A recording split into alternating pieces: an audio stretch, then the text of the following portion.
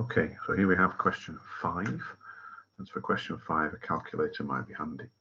So in a class experiment, a student was given a solution containing 5.23 grams of copper chloride powder dissolved in water. Okay, calculate the relative formula mass, which is known as the MR, of copper chloride, and this formula is CuCl2.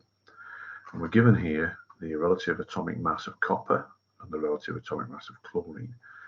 So the question includes those values, but you could, if necessary, look them up on the periodic table, and we could find that copper, which is here, is 63.5, and chlorine, which is over here, is 35.5. Okay, so once we've established that, I'll give you the question.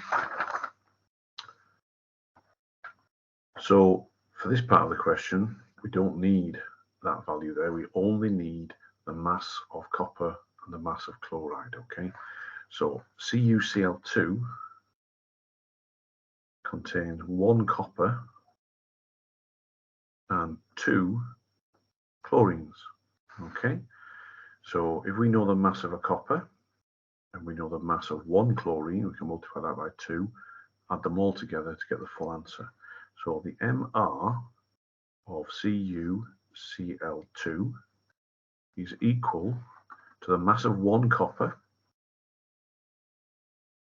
added to the mass of 2 chlorines. Okay, there's a Cl2 there, so it means we need to add the mass of 2 chlorines, which is 35.5.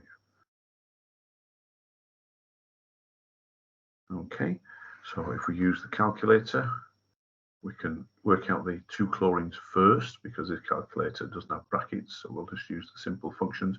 So 2 times 35.5, which is 71, and then we need to add the 63.5 to that, so plus 63.5.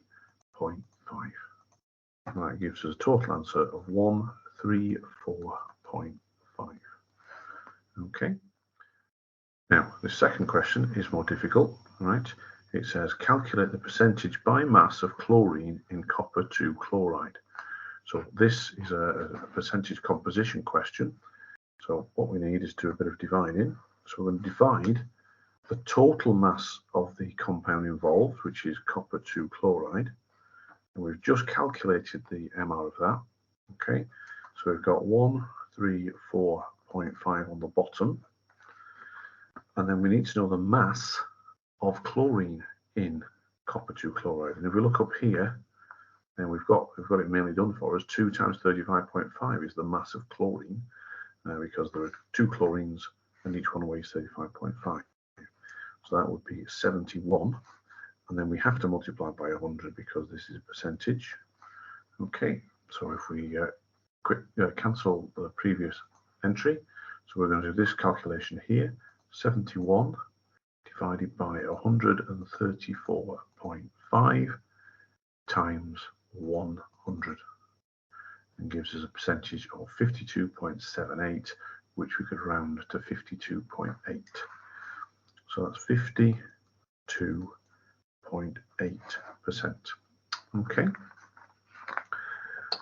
And then the final question tells us that titanium is a metal used in the manufacture of aircraft. Titanium is manufactured from titanium dioxide in a 2-stage industrial process. Okay, so we're given an equation here where titanium dioxide is reacted with copper and chlorine to make titanium chloride and carbon monoxide.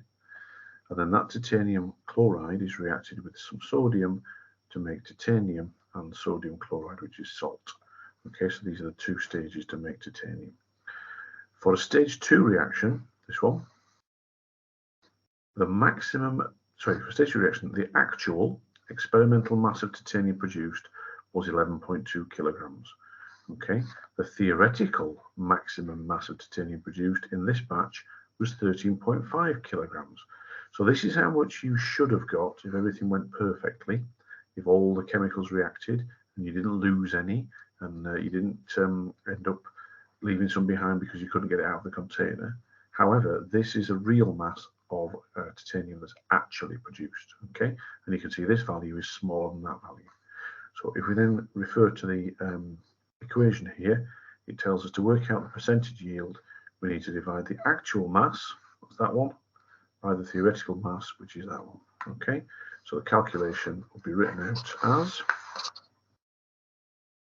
11.2 divided by 13.5 times 100%, which equals, if we do that over here to make sure we get it spot on, so 11.2 divided by 13.5 times 100 gives us 83%. So 83% yield, okay, which is very good as it turns out.